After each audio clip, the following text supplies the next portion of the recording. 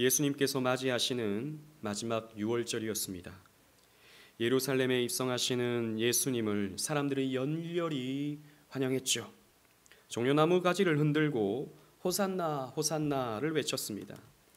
놀라운 표적을 나타내시는 예수가 혹시 자기를 이런 로마의 압제로부터 벗어나게 해줄지 모른다는 기대가 컸기 때문입니다. 그러나 예수님은 사람들의 기대와는 다르게 초라한 나귀 새끼를 타고 입성하셨습니다. 그리고 말씀하시기를 한 알의 밀알이 땅에 떨어져 열매를 맺듯 자신도 그렇게 죽게 될 것이라는 뉘앙스의 말씀을 사람들에게 해주셨습니다. 사람들은 실망을 했죠. 사람들은 어이가 없었습니다. 아니 지금 당장 이 로마로부터 우리를 벗어나게 해줘야 할 이 예수님이 나는 들려야 한다. 나는 그 놋뱀이 들리듯이 나도 들려야 한다. 그래서 나는 죽어서 땅에 떨어져 썩히며져 열매를 맺어야 한다 라고 예수님이 말씀하시니 사람들은 어이가 없었던 것입니다. 그런 사람들에게 예수님은 빛이 있을 동안에 빛을 믿으라 고 요한복음 12장 36절에 말씀하셨습니다. 믿음을 권고하신 것이죠. 우리가 지금 나누고 있는 이 요한복음 12장의 말미의 말씀들은 요한복음의 전반부, 즉 1장부터 12장까지의 내용을 정리하는 그런 말씀이라 할 수 있습니다. 우리가 여러 번 언급한 바 요한복음 전반부는 표적의 책이다라고 했습니다. Book of Sign, 즉 표적들을 예수님께서 행하심으로 예수님이 어떤 분인가를 계시하시는 것이죠. 다시 한번 우리가 조금 복습해 보면 예수님은 7가지 표적들로 자신이 어떤 분인지를 완전히 계시하셨습니다. 첫 번째, 물로 포도주를 바꾸시는 표적을 통해 비어있는 항아리처럼 형식주의에 빠져 기쁨을 잃어버린 사람들에게 참 기쁨을 주시는 예수 그리스도이심을 계시하셨습니다. 두 번째 표적, 왕의 신하의 아들을 고치시는 표적을 통해 죽음의 공경에 빠진 사람들에게 믿음으로 말미암아 생명을 주시는 분이심을 예수님께서는 계시하셨던 것이죠. 세 번째 표적, 38년 된 병자를 고치시는 표적을 통해 은혜 없는 세상에서 경쟁이 난무하는, 그래서 행위로 말미암아 병에서 낫기를 바라는 이런 은혜 없는 세상에서 은혜를 베푸시는 예수님을 계시하셨습니다.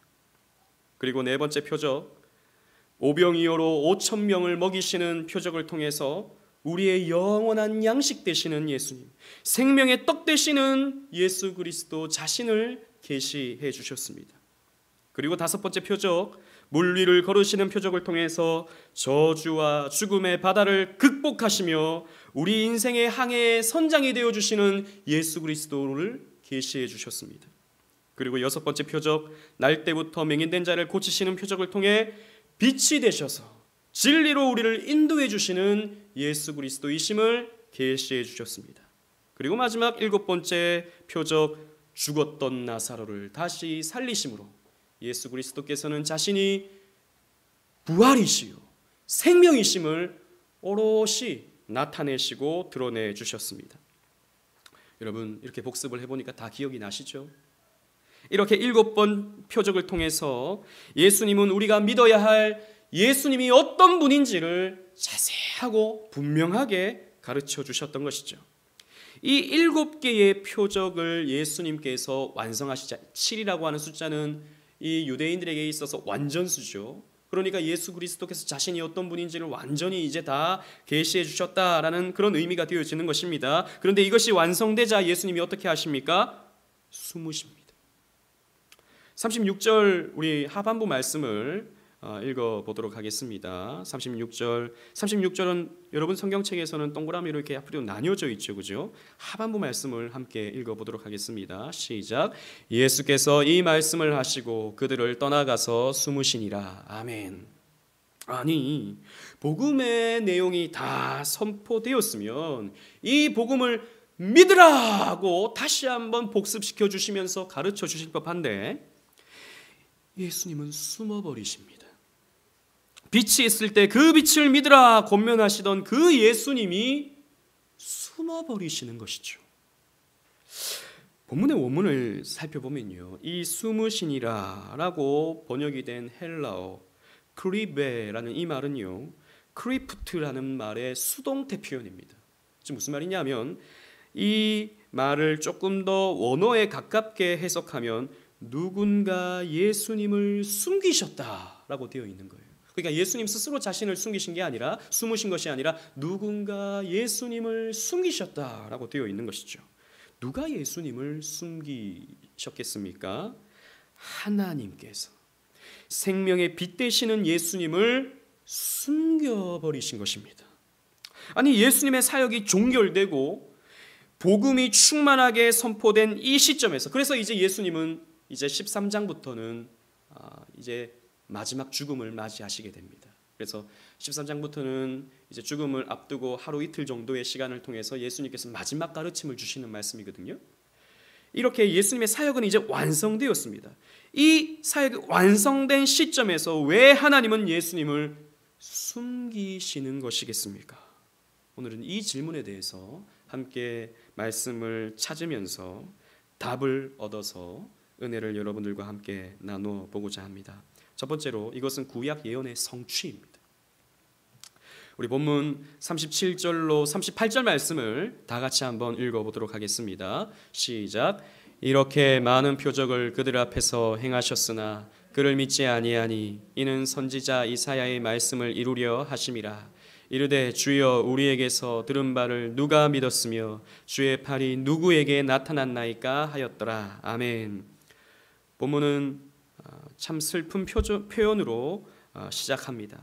예수님께서 이렇게 많은 표적을 그들 앞에서 행하셨으나, 그래서 예수님이 어떤 분인지를 자세하게 가르쳐 주셨으나 사람들이 그를 믿지 아니하였다라는 말씀으로 시작되고 있는 것이죠. 아니, 놀라운 표적들을 하나가 아니라 7개나 예수님께서 나타내 주셨습니다. 그리고 요한복음뿐만이 아니죠. 예수님은 공관복음을 보면 다른 여러 기적들과 이적들을 많이 행하셨습니다. 그리고 요한복음의 제일 마지막에는 이런 기록도 있어요. 요한복음 21장 25절 말씀 제가 읽어보겠습니다. 예수께서 행하신 일이 이 외에도 많으니 만일 낱낱이 기록된다면 이 세상이라도 이 기록된 책을 두기에 부족할 줄 아노라. 예수님께서 행한 것을, 예수님께서 이루어 놓으신 그 말씀들을 다 기록하면 하늘을 두루마리 삼고 바다를 먹물 삼아도 다 기록할 수 없다, 이 말이죠. 얼마나 많은 사역들을 예수님께서 행하셨는지 모릅니다. 그런데 결과가 어떻습니까? 사람들이 믿지 아니하더라라는 것입니다. 참 슬픈 표현입니다. 참으로 안타까운 표현입니다. 사람들이 믿지 않았다라는 것이죠. 우리 같으면 어떻겠습니까? 아니, 예수님께서 오병이어로 5,000명을 먹이시는 걸 우리가 눈으로 보았다면, 아니 분명히 처음에 그게 물고기 2마리 떡 5개였는데 아니 5,000명이 먹는 걸 보았다면 여러분 같으면 안 믿겠습니까? 믿죠.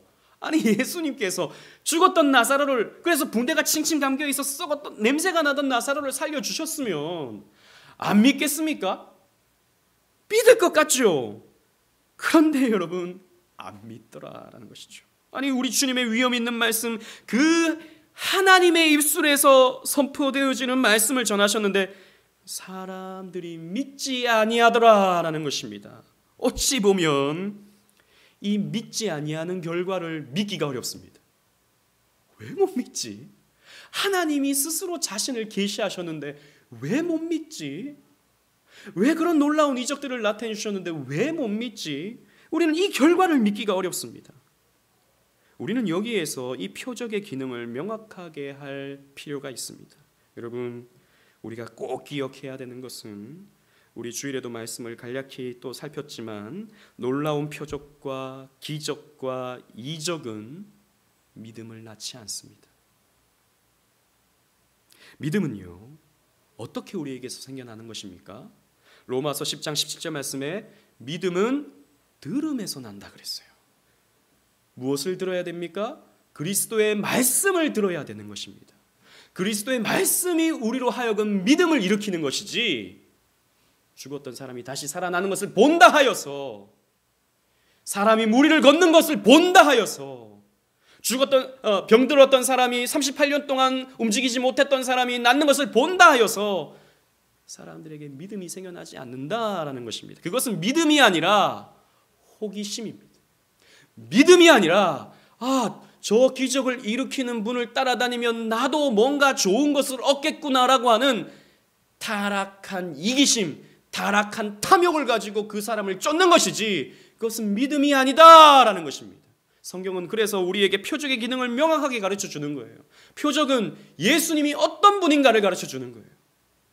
예수님이 어떤 분인가? 아까 제가 쭉 살폈던 그 7가지의 표적을 통해서 우리는 예수님이 어떤 분인가를 이해하고 그것을 믿어야지, 사람들이 이렇게 추구하는 것처럼 저분을 따라가면 내가 잘 되겠구나, 저분을 저렇게 기적을 일으키는 분을 내가 따라가면 내가 부자가 되겠구나, 내가 건강하겠구나, 그 어떤 병에 걸려도 나음을 입을 수 있겠구나 라고 따라다니는 것은 나를 믿는 것이지, 나의 영광을 위해서 따라가는 것이지, 추종하는 것이지 믿음이 아니더라라는 것입니다. 그래서 여러분, 그 오병이어를 통해서 떡과 물고기를 맛보았던 사람들은 예수님을 막 쫓아갔지만 결국 어떻게 되었습니까? 그들은 다 떠나가 버렸습니다. 결국에 다 떠나가 버렸어요. 더 이상 예수님이 이 오병이어로 사람들을 먹이지 않으니까 또 안 주시네, 그러면서 다 떠나가 버렸습니다. 그래서 예수님이 이렇게 말씀하시죠. 저들이 나를 따른 것은 떡을 먹고 배부른 까닭이다. 뭔가 더 얻으려고 나를 쫓아온 것이지 나를 믿어서 쫓아온 것이 아니었다. 그러면서 예수님 말씀하시죠. 너희도 떠나겠느냐? 너희도 떠나겠느냐? 그때 베드로가 아주 위대한 신앙 고백을 합니다. 주여, 진리의 말씀이 여기 계심에 우리가 어디로 가겠사옵나이까? 베드로는 알았던 것입니다. 예수님이 어떤 분인지 말이죠. 베드로는 적어도 배부르려고 예수님을 따랐던 것은 아니었던 것입니다. 진리를 알아보았던 것이죠. 출애굽의 바로도 마찬가지였습니다. 우리가 주일날 말씀을 살펴보지만 바로는 그 하나님의 심판의 증거들을 우리는 하나만 봐도 이 사람 정말 하나님 살아계시겠구나, 이거 하나님 괜히 내가 저항했다가는 큰일이 나겠구나 싶어서 항복할 것 같은데, 바로는 그런 놀라운 기적을 10번째 봐서 겨우 항복을 합니다. 그렇다고 해서 바로가 하나님을 믿었습니까? 믿지 않았어요. 끝까지 믿지 않았습니다. 그래서 나중에 홍해를 향하여 가는 이스라엘 백성들을 향하여 애굽의 군대를 출동시켜버리죠. 불신앙의 표현인 것입니다. 하나님의 능력에 무릎을 꿇었지만 그것이 믿음의 결과로 나타나지 않았던 것입니다. 그러므로 눈으로 보고 신비를 체험하기를 바라는 사람은 신기하고 놀라워 예수님을 따르는 것이지, 예수님을 진정주로 믿는 자리로 나아갈 수가 없는 것이죠. 그래서 하나님은 우리에게 기적을 잘 안 보여주시는 것입니다. 그들은 기적으로 하나님께 영광을 올려드리는 것이 아니라 그 기적으로 자신의 성공과 자신의 야망을 이루려고 하는 탐욕의 구렁텅이로 빠져버리게 되는 것이죠. 하나님을 자신의 문제를 해결시켜주는 종쯤으로 여기게 되는 것입니다. 마치 그 알라딘의 요술 램프처럼 이렇게 문지르면 지니가 나와서 주인님 무슨 소원을 들어줄까요? 이런 식으로 그건 종이 되는 것입니다. 무슨 기적을 일으키고 내가 원하는 것을 다 만들어주는 그런 신은 내 탐욕의 투영이죠. 내 탐욕의 투영입니다. 신이 될 수 없는 것입니다. 아무튼 오늘 본문에 이 사람들은 예수를 믿지 않았습니다. 이것은 예수님의 사역의 실패를 말하는 것입니까? 예수님이 해도 안 된다, 이런 것을 우리에게 가르쳐주고 있는 것이겠습니까? 표적을 써봐도 안 되니 다른 방법을 찾아야 하는 그런 상황입니까? 결코 그런 것이 아닙니다. 이것은 하나님의 작정 가운데 이루어진 결과인 것이죠. 본문은 이러한 결과가 이사야의 예언을 이루는 것이다 라고 하는 것을 언급하고 있습니다. 아까 우리가 읽었던 38절 말씀에 주여 우리에게서 들은 바를 누가 믿었으며 주의 팔이 누구에게 나타났나이까 라고 하는 이 말씀은 이사야가 예언한 말씀입니다. 이사야 53장 1절 말씀 다 같이 읽어보겠습니다. 시작. 우리가 전한 것을 누가 믿었느냐, 여호와의 팔이 누구에게 나타나느냐. 자 보십시오. 이 말씀이 그대로 지금 요한복음에 인용되고 있는 것이죠. 우리가 잘 아는 대로 이사야 53장은요 여호와의 종에 대한 예언입니다. 하나님은 이사야를 통해 여호와의 종이 말씀을 전해도 여호와의 팔이 나타나 권능을 행해도 사람들이 믿지 아니할 것이다 라고 하는 것을 이 이사야 53장을 통해서 미리 예언을 해 주셨던 것이죠. 그래서 유대인들은 이 여호와의 종을 어떻게 만듭니까? 이사야 53장 2절부터 3절 말씀을 보면요, 다 같이 한번 읽어보도록 하겠습니다. 시작. 그는 주 앞에서 자라나기를 연한 순 같고 마른 땅에서 나온 뿌리 같아서 고운 모양도 없고 풍채도 없은즉 우리가 보기에 흠모할 만한 아름다운 것이 없도다. 그는 멸시를 받아 사람들에게 버림을 받으며 강고를 많이 겪었으며 질고를 아는 자라. 마치 사람들이 그에게서 얼굴을 가리는 것 같이 멸시를 당하였고 우리도 그를 귀하게 여기지 아니하였도다. 자, 여호와의 팔이 나타나는 것처럼 권능을 행해도 사람들은 어떻게 합니까? 고운 풍채가 없으니까 자기들이 바라는 백마를 타고 오거나 이런 것이 아니니까, 로마로부터 자신들을 자유민으로 만들어주거나 이런 것이 아니니까 멸시하는 거예요. 이거밖에 안 돼? 우리가 바라는 건 이런 것이 아니야 라고 하면서 죽여버리는 거예요. 이것이 여러분 예수님을 예언한 이사야의 예언입니다. 그러니 예수님은 이러한 이사야의 예언을 완벽하게 이루어 가시는 것이죠. 하나님은 이 예언을 함께 이루어 가시고자 빛을 숨겨버리시는 것입니다. 믿거나 믿지 않는 것은 하나님의 주권 사역입니다, 여러분. 그래서 누군가에게는 하나님이 보여주시고요, 누군가에게는 하나님이 숨겨버리시는 것입니다. 주권 사역이에요. 로마서 9장 18절 말씀 한번 다 같이 읽어보도록 하겠습니다. 시작. 그런즉 하나님께서 하고자 하시는 자를 긍휼히 여기시고 하고자 하시는 자를 완악하게 하시느니라. 하고자 하시는 자에게는 긍휼을 베풀어 주시고 하고자 하는 자에게는 완악하게 만드시는 거예요. 하나님은 이 시대, 예수님 시대의 사람들을 완악하게 내버려 두신 것입니다. 완악하게 내버려 두셔서 예수님이 아무런 그런 표적을 나타내도 믿지 아니하였다라는 것입니다. 이것은 하나님의 주권적 사역임을 나타내신 것입니다. 좀 더 근본적 이유를 우리 살펴보겠습니다. 하나님이 숨기시는 이유, 죄인을 향한 하나님의 심판입니다. 하나님의 심판의 결과가 무엇입니까? 불신이다라는 것입니다. 우리는 불신해서 하나님의 심판이 이루어진다라고 생각하지만 조금 더 우리가 이걸 도식화시켜 본다면 죄를 가지고 있기 때문에 그 죄에 대한 심판이 이 땅에서는 불신이고 그것이 영원 세상에서는 지옥불이다라는 것을 우리는 기억해야 된다는 것입니다. 우리 39절로 41절 말씀을 함께 읽어보도록 하겠습니다. 시작. 그들이 능히 믿지 못한 것은 이 때문이니 곧 이사야가 다시 일렀으되 그들의 눈을 멀게 하시고 그들의 마음을 완고하게 하셨으니 이는 그들로 하여금 눈으로 보고 마음으로 깨닫고 돌이켜 내게 고침을 받지 못하게 하려 함이라 하였음이더라.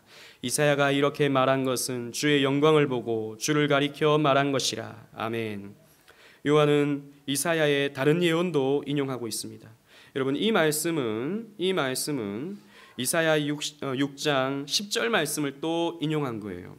제가 이사야 6장 10절 말씀 전에 8절로 10절 말씀을 쭉 읽는데 10절 말씀만 우리 다 같이 한번 읽어보도록 하겠습니다. 내가 또 주의 목소리를 들으니 주께서 이르시되 내가 누구를 보내며 누가 우리를 위하여 갈고 하시니 그때 이르되 내가 여기 있나이다 나를 보내소서 하였더니 여호와께서 이르시되 가서 이 백성에게 이르기를 너희가 듣기는 들어도 깨닫지 못할 것이요 보기는 보아도 알지 못하리라 하여. 다 같이 읽겠습니다. 시작.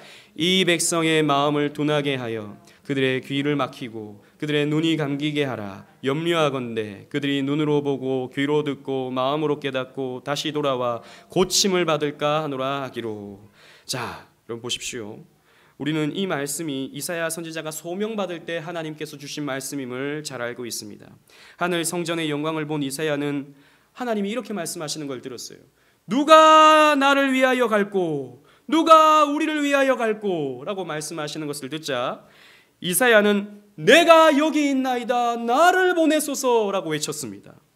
여러분, 하나님의 구속사를 이루기 위해 복음 선포를 위해 쓰임받고자 하는 이 이사야의 믿음의 대답이었습니다. 그런데 하나님께서 이사야에게 주시는 말씀은 참으로 이해가 되지 않는 말씀입니다. 이 백성이 듣기는 들어도 깨닫지 못하고 보기는 보아도 알지 못할 것이다 라고 하나님께서 말씀하신 거예요. 아니, 이런 거예요. 누가 나를 위하여 갈꼬? 그랬더니 하나님, 제가 가겠습니다.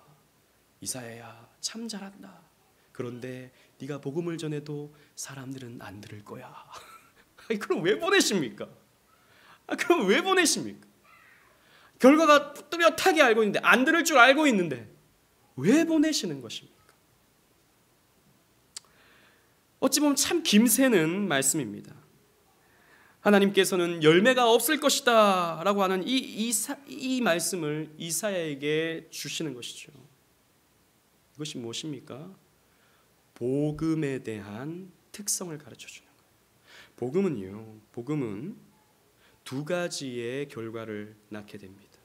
복음이 선포되는 그 자리에서는 그 복음을 듣고 눈이 열려서 믿게 되는 사람이 있지만, 오히려 그 복음을 통해서 눈이 닫히고 마음이 닫혀서 불신으로 가는 사람이 있는 거예요. 그래서 복음은 참으로 무서운 것입니다. 누군가에게는 생명을 줘요. 그러나 누군가에게는 그게 심판으로 적용되는 것입니다. 그 심판을 들어도 불신으로 마음이 닫혀버리기 때문에 심판이 되는 것이죠. 그것을 우리에게 이 이사야를 통해서 가르쳐 주고 있는 것입니다. 요한이 오늘 본문에서 인용한 이 10절 말씀, 이 백성이 마음을 둔하게 하며 그들의 귀가 막히고 그들의 눈이 감기게 하라. 이 말씀도 여러분 참 우리로서는 이해하기가 힘듭니다. 우리가 복음을 전하는 이유는 마음을 부드럽게 하고 귀가 열리고 눈이 열리게 하는 것이어야 하는데, 하나님은 이사야의 사역으로 복음을 받아들이지 못하게 하라고 명령하고 있다는 것이죠. 하나님은 한술 더 뜨셔서 염려하건대 그들이 눈으로 보고 귀로 듣고 마음으로 깨달아 다시 돌아와 고침을 받을까 하노라. 내가 이것이 염려스럽다. 그들이 복음을 들으면 안 되는데, 이런 식으로 지금 표현하고 있다는 것입니다. 그래서 예수님은요, 못 알아듣도록 이 복음을 듣지 말아야 되는 사람, 그래서 심판받아야 되는 사람을 위해서 복음을 비유로 말씀하시기도 한다라는 것입니다. 누가복음 8장 10절 말씀입니다. 다 같이 읽어보도록 하겠습니다. 시작. 이르시되 하나님의 나라의 비밀을 아는 것이 너희에게는 허락되었으나 다른 사람에게는 비유로 하나니 이는 그들로 보아도 보지 못하고 들어도 깨닫지 못하게 하려 함이라. 이 이사야의 말씀을 또 이 누가복음에서 예수님께서 적용하고 있는 거예요. 비유로 말씀하시고, 우리는 비유 그러면 조금 더 쉽게 복음을 전하시기 위해서 어떤 실용적인 것을 예로 들어서 하시는 말씀인 것처럼 우리는 이해하지만, 사실 비유는 그런 것이 아닙니다. 비유는 복음을 감추는 거예요. 복음을 감추어버리는 것입니다. 허락된 자들에게는 그 비유가 더 쉽게 이해되지만, 허락되지 않은 자에게는 그 비유가 저게 무슨 말인가, 저게 도대체 무슨 말인가 하도록 만들어버린다는 것입니다. 복음을 은닉해버리는 거예요. 복음을 감추어버리는 것입니다. 우리는 이 말씀을 어떻게 이해해야 됩니까? 하나님은 복음을 통해 당신의 구속사를 성취해 나가시는데, 아까 설명드렸던 대로 누군가에게는 복음을 통해서 마음을 열어버리시고 그 마음에 생명을 불어넣으시는 반면에 누군가에게는 심판을 선언하시는 거예요. 이것을 위해서 하나님은 이렇게 하신다라는 것입니다. 죄의 상태에 있는 사람들, 죄 가운데 있는 사람들을 내버려 두심으로 완악하게 하시고 강팍하도록 내버려 두시는 것이죠. 그래서 이런 사람들은 복음을 들을 때 나타나는 반응은 불신입니다. 그러므로 불신은 죄인에게 나타나는 심판의 표식입니다. 따라서 복음은 어떤 이에게는 구원을 가져다 주지만, 반면에 복음은 어떤 이에게는 심판을 가져다 주는 재앙이 되는 것이죠. 하나님은 이사야에게 이 복음의 심판의 기능을 가르쳐주고 있는 것입니다. 따라서 하나님은 죄인에게 은혜의 자리에 참여할 수 없음을 성경은요, 일관성 있게 계시해주고 있습니다. 여러분, 타락한 아담과 하와가 어떻게 되었습니까? 생명나무의 실과로부터 멀리 떨어지게 됩니다. 우리가 잘 아는 창세기 3장 22절 말씀을 다 같이 한번 읽어보겠습니다. 시작. 여호와 하나님이 이르시되 보라, 이 사람이 선악을 아는 일에 우리 중 하나같이 되었으니 그가 그의 손을 들어 생명나무 열매도 따먹고 영생할까 하노라 하시고, 타락해버린 아담과 하와를 에덴 동산에서 쫓아내버리시는 거예요. 생명나무로부터 쫓아내시는 거예요. 멀리 떨어져 버리게 만들어 버리시는 것입니다. 그래서 두루도는 화영검으로 들어오지 못하도록 아예 막아버리시는 거예요. 복음을 은닉하신 것입니다. 또 뿐만 아닙니다. 신약 시대에는 죄인이 은혜의 자리에 참여할 수 없도록 성찬을 막으십니다. 고린도전서 11장 22절로 29절 말씀 함께 읽어보도록 하겠습니다. 시작. 그러므로 누구든지 주의 떡이나 잔을 합당하지 않게 먹고 마시는 자는 주의 몸과 피에 대하여 죄를 짓는 것이니라. 사람이 자기를 살피고 그 후에야 이 떡을 먹고 이 잔을 마실지니 주의 몸을 분별하지 못하고 먹고 마시는 자는 죄를 먹고 마시는 것이니라. 아멘. 영생이신 주님의 몸과 피를 마시는 성찬은 그리스도와 관계없는 자는 먹어서는 안 되는 것입니다. 그리스도의 보배로운 피로 깨끗하게 씻어지지 않은 사람은 이 성찬에 참여해서는 안 되는 것입니다. 이렇게 하나님은 죄인에게 은혜를, 복음을 은닉해버리시는 것입니다. 그러기에 여러분, 복음은 반드시 거절의 경험을 낳게 되는 것입니다. 우리가 참된 복음을 전하면 세상 사람들은 우리를 반대하고 거절하게 되어 있는 것입니다.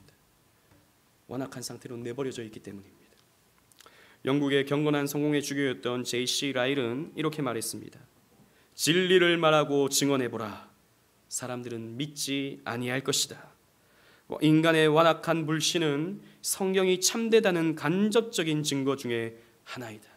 사람들이 믿지 아니하는가? 복음을 잘 전했을 때, 참된 복음을 전했을 때, 진리를 있는 그대로 전했을 때 사람들이 믿지 아니하는가? 그것은 복음이 참되다는 증거다. 이렇게 말하고 있는 것입니다. 반대로 진리가 아닌 다른 것을 전하거나 복음에 물을 섞고 복음에 독을 타서 사람들에게 전해주면 사람들은 너무너무 좋아하는 거예요. 사람들은 너무너무 즐거워하는 거예요. 막 뒤집어지는 거예요. 복음이 아닌 다른 것을 전하게 되면 그렇게 사람들이 좋아합니다. 사람들이 꽉꽉 들어찹니다. 재미있는 것들, 사람들이 좋아하는 것들, 사람들의 그 말초신경을 자극하는 것들, 사람들의 헛된 소망을 부추기는 것들, 이런 것들을 사람들에게 주었을 때는 사람들이 너무너무 좋아하는 거예요. 야, 저 말씀을 들으면 내가 조금 더 업그레이드 될 수 있겠다라고 생각을 하니 말입니다. 타락한 본성은 죄로 물든 세상의 가치관, 세상의 세계관으로 기울어지지 결코 순수한 복음, 거룩한 진리로 기울어질 수가 없는 거예요. 죄는 불신이라는 하나님의 심판을 받기 때문입니다. 웨스트민스터 대의문답 28문은 이 세상에서 받는 죄의 형벌이 무엇입니까? 라고 하는 질문을 던집니다. 답은 이렇습니다. 우리 다 같이 한번 읽어보도록 하겠습니다. 시작. 현세에 있어서 죄의 형벌이란 내적으로 마음의 굳어짐, 타락한 지각, 강한 유혹, 마음의 고집, 양심의 공포와 부끄러움, 정욕 같은 것이나 외적으로는 우리 때문에 하나님께서 만물을 저주하신 일, 우리의 몸, 이름, 지위, 관계, 직업 등에 생긴 다른 모든 악과 더불어 사망에 이르게 되는 것이다. 죄의 형벌은 내적으로 마음이 굳어지는 거예요. 그래서 불신자들은 그 죄 때문에 마음이 굳어져 있는 것입니다. 그리고 타락한 지각으로 하나님의 말씀을 받아들일 수가 없는 거예요. 그리고 세상에 대한 강한 유혹 때문에 하나님의 은혜의 자리로 나올 마음이 전혀 없는 거예요. 그리고 마음의 고집 때문에 자기가 믿고 있던 세계관에서 한 발자국도 하나님의 은혜 가까이로 나올 수가 없는 거예요. 이게 뭡니까? 죄의 형벌입니다. 죄로 말미암아 되어진 하나님의 심판의 결과다라는 것입니다. 이 땅에 죄인으로 태어나 죄를 짓고 살아가는 모든 인류는 이렇게 죄의 형벌로서 마음이 굳어져 있습니다. 이것이 일반적인 겁니다. 이것이 어찌 보면 정상적인 것입니다.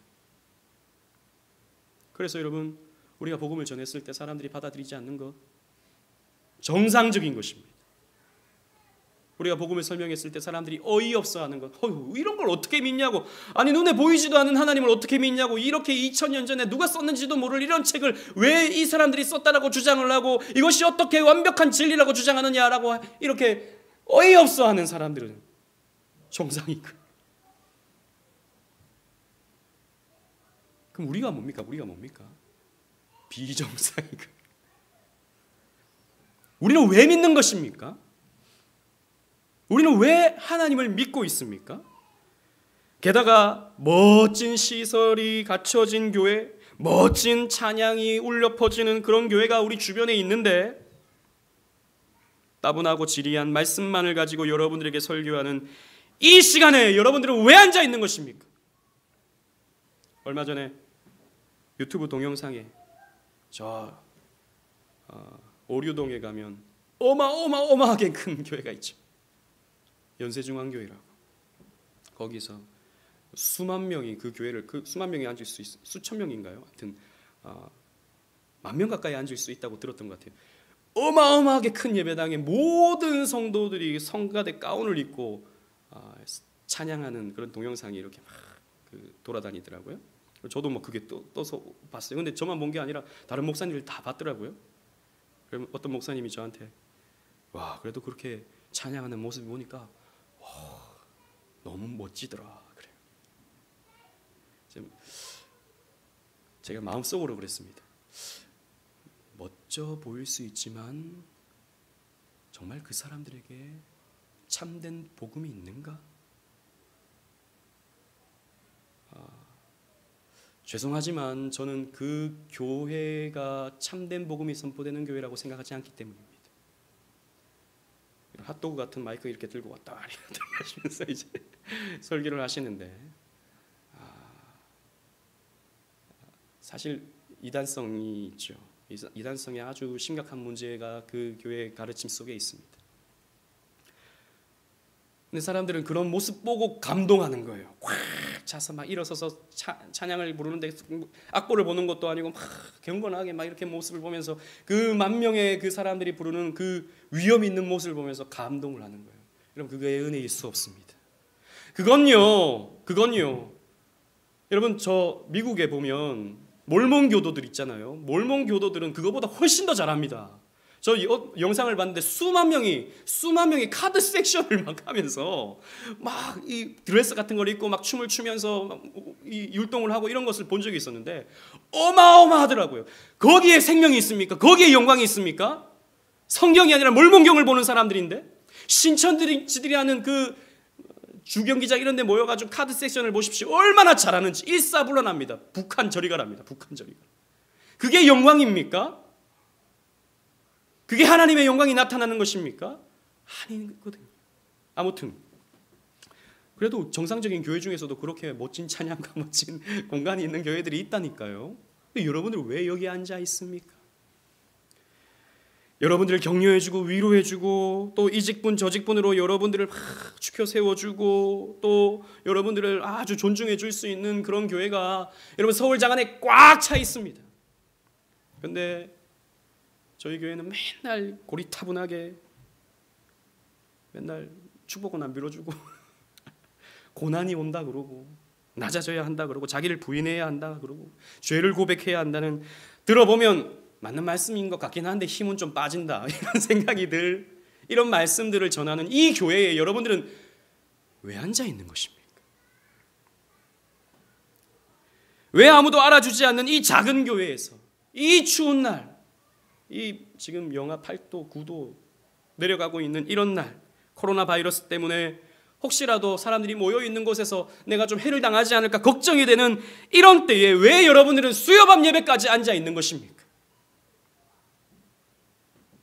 왜 앉아 있어요? 제가 나름 생각을 해봤습니다. 왜 앉아 있을까? 나는 또 왜 여기서 설교하고 있을까? 우리는 모릅니다. 어쩌다 보니 이렇게 됐어요. 그렇죠?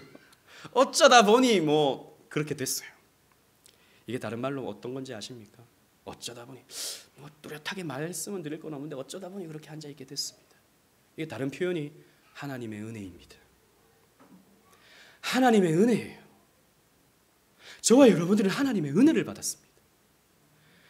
하나님의 은혜 아니면 여러분이 이런 작은 교회에 몇 명 앉아 있지도 않은 이 교회에서 예배 드릴 수가 없어요, 여러분. 누가 알아줍니까? 이 무명의 목사의 설교를 여러분들이 왜 듣고 앉아 있습니까? 감동이 됩니까? 눈물이 막 쏟아집니까? 아니면 여러분들이 좀 더 나은 사람이 된 것 같이 막 어깨가 막 올라갑니까? 왜 앉아 있습니까? 하나님의 은혜다라는 말씀밖에 저는 드릴 것이 없는 거예요. 저도 마찬가지고. 하나님의 은혜가 우리를 찾아오셔서 우리의 눈을 뜨게 하시고, 무슨 말씀인지 다 이해할 수는 없지만 그래도 이 말씀이 생명의 말씀이다라고 믿어지게 하시고, 그래서 우리의 막혀있는 귀가 열려지게 하셔서 이 말씀의 부분이라도 이해가 되게 하여 주시며, 그래서 내가 말씀 앞으로 더 가까이 나와야겠다라는 하나님의 갈망을 우리의 마음속에 쑤셔 넣어 박아주신 거예요. 하나님의 은혜인 것이죠. 바울은 이렇게 고백합니다. 고린도전서 15장 10절 말씀 다 같이 읽어보도록 하겠습니다. 시작. 그러나 내가 나의 나 된 것은 하나님의 은혜로 된 것이니 내게 주신 그의 은혜가 헛되지 아니하여 내가 모든 사도보다 더 많이 수고하였으나 내가 한 것이 아니요 오직 나와 함께 하신 하나님의 은혜로라. 아멘. 사도 바울 된 것은, 사도 바울이 이렇게 목숨 걸고 예수 그리스도를 전하게 된 것은 내가 다른 사람보다 더 열심히 한 게 아니고, 한 건 있지만 그것도 내가 한 것 아니고 하나님이 그렇게 하게 하셨다. 나는 모르겠다. 어쩌다 보니 그렇게 하게 됐다. 하나님의 은혜다라는 것이죠. 여러분, 우리가 불신자보다 더 똑똑해서 복음의 합리성과 복음의 논증성을 발견하여 하나님을 믿게 된 것이 결코 아니란 말입니다. 우리가 불신자보다 더 부지런해서 진리를 알려고 애쓰다 보니 하나님을 찾게 되었고 하나님을 믿게 되었다라는 말씀이 결코 아닌 것입니다. 우리가 여기 앉아 있는 것은 오직 하나님의 은혜인 것입니다.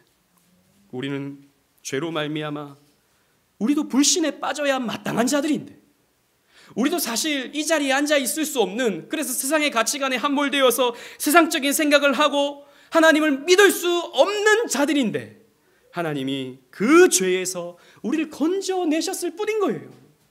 우리의 마음을 누그러뜨려 주시고 우리의 마음의 빗장을 풀어주셔서 은혜의 자리를 우리를 세워주신 것입니다. 그래서 우리는 이 은닉된 복음, 이 비밀한 복음을 볼 수 있게 되었어요. 여러분, 복음은 비밀이다라고 성경 곳곳에서 기록하고 있잖아요. 은닉되어 있기 때문입니다. 다른 사람은 볼 수 없어요. 다른 사람은 이것을 찾을 수가 없어요. 근데 우리는 보게 되었다. 하나님의 은혜로 결국 예수를 믿게 되었다라는 것입니다. 사랑하는 오직 은혜교회 성도 여러분, 오늘 이 말씀을 듣고 또 우리는 잘못 적용하면 안 됩니다. 우리는 이 말씀을 자신에게 적용하면서 나는 왜 이렇게 믿음이 없는가? 나는 하나님의 주권 가운데 심판받기로 작정되었나 보다. 나는 지금 이 불신으로 말미암아 심판받고 있구나 라고 생각해서는 안 됩니다. 여러분, 또 믿지 못하는 사람들을 보면서 당신은 당신의 죄로 불신의 심판을 받고 있어 라고 우리는 감히 이야기해서도 안 됩니다. 사랑과 자비가 충만하신 하나님께서 우리에게 오늘 주시는 이 말씀은 복음을 누군가에게는 공개하시고 누군가에게는 복음을 은닉하시는 하나님께 우리는 믿음을 구해야 한다라는 말씀이에요. 은혜를 구해야 한다라는 말씀이에요. 이 주권이 누구에게 있다? 하나님에게 있다라는 것이죠. 그래서 우리는 하나님 앞에 구해야 한다라는 것입니다. 여러분, 작정은 숙명론이 아니라 그랬습니다. 이 작정은 운명론이 아니라 그랬습니다. 이것은 비밀하고 이것은 신비입니다. 우리는 이 주권을 가지고 계신 하나님께 믿음을 구해야 하는 거예요. 그래서 잠언에서 의인화된 지혜는 이렇게 말씀하고 있습니다. 잠언 18장 17절 말씀에 나를 사랑하는 자들이 나의 사랑을 입으며 나를 간절히 찾는 자가 나를 만날 것이니라. 나의 사랑을 간절히 찾는 자, 나를 간절히 찾는 자가 나를 만날 것이다. 믿음을 구해라 라는 말씀이죠. 또 지혜이신 예수님은 이렇게 말씀하십니다. 누가복음 11장 13절 말씀에 너희가 악할지라도 좋은 것을 자식에게 줄 줄 알거든 하물며 너희 하늘 아버지께서 구하는 자에게 성령을 주시지 않겠느냐. 성령을 구해라 하는 것입니다. 성령이 어떤 역할을 하십니까? 우리에게 믿음을 주시죠. 믿음으로 이끌어 주시죠. 이걸 구해라 라고 말씀하고 있는 거예요. 이미 다 결정된 것이니 너희가 아무리 애써봐도 이것은 안 바뀌는 것이다. 이 말씀을 주시는 게 아니에요. 성경은 우리가 믿고 있는 것이 하나님의 작정에 있다라고 감사하기 위해서 우리 작정 교리를 배우는 것이지, 이것을 가지고 나는 이렇게 되기로 작정되었구나, 난 저렇게 되기로 작정되었구나, 이게 아니라는 말입니다. 우리는 구원과 심판의 주권자 하나님께 은혜를 구해야 합니다. 여러분, 벙어리 귀신 들린 아이를 고치기 위해서 예수님께 믿음을 구하는 아버지처럼 우리는 구해야 합니다. 마가복음 9장 24절 말씀입니다. 다 같이 읽어보도록 하겠습니다. 곧 시작. 곧 그 아이의 아버지가 소리질러 이르되 내가 믿나이다. 나의 믿음 없는 것을 도와주소서 하더라. 내가 이 아이를 낳게 할 줄을 내가 믿느냐라고 했을 때 저는 믿습니다. 그러나 저의 믿음은 너무나도 신락 같은 믿음입니다. 저의 믿음은 너무나도 약한 믿음입니다. 주님, 저에게 더 큰 믿음을 허락해 주시옵소서라고 주님 앞에 믿음 없는 것을 도와주소서라고 외친 이 아버지처럼 우리는 예수님께 믿음을 달라고 구해야 하는 것입니다. 여러분, 믿음이 작게 느껴지십니까? 그러나 여러분, 신락 같은 믿음이 있다는 것에 감사하십시오. 여러분들은 이미 믿음이 있는 사람들입니다. 그러나 더 큰 믿음을 허락해 달라고 구하셔야 합니다. 또 여러분 주변에 여러분 사랑하는 사람 중에 믿음이 없는 사람들이 있습니까? 여러분, 이것을 구해야 합니다. 이 사람에게 믿음을 허락해 달라고 우리는 주님 앞에 구해야 하는 것입니다. 그럴 때 하나님께서는 응답해 주시는 것입니다. 나를 간절히 찾는 자가 나를 만날 것이다. 하나님, 이 아이의 나음을 위해서 나의 믿음 없는 것을 도와주소서라고 우리는 기도해야 되는 것입니다. 은혜가 풍성하신 하나님은 여러분들을 결코 외면하지 않으실 것입니다. 우리가 빛이 있을 때 빛을 붙잡아야 합니다. 예수님 말씀처럼. 이것은 우리에게 어떤 의미입니까? 언젠가 이 기회는 지나가고 만다라는 것입니다. 하나님께서 완전히 예수를 숨기실 때가 온다라는 것입니다. 이것을 가르쳐 주시기 위해서 하나님은 잠깐 예수님을 숨기시는 것입니다. 완전히 숨기실 때가 온다. 그때가 오기 전에 우리 주 예수 그리스도를 향한 믿음을 구하시는 저와 여러분들 되시기를 주님 이름으로 축원합니다. 아멘.